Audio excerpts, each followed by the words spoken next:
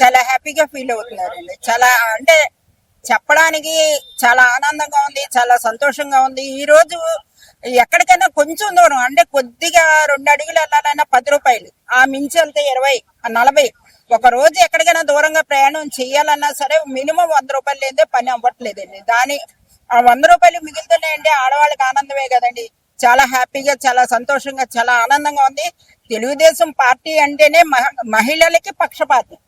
ఆయన ఏంటంటే మహిళల వైపే చూస్తారు కానీ గత ప్రభుత్వంలో మేము పీట వేసాము, ఆడవాళ్ళకి మేము పీట వేసాము అనేసి అన్నారు. కానీ పీట వేసింది ఏంటంటే మగవాళ్ళకి మద్యం పట్టించి ఆడవాళ్ళని రోడ్ల మీదకి ఇడ్చారు. అది వాళ్ళ పక్షపాతం.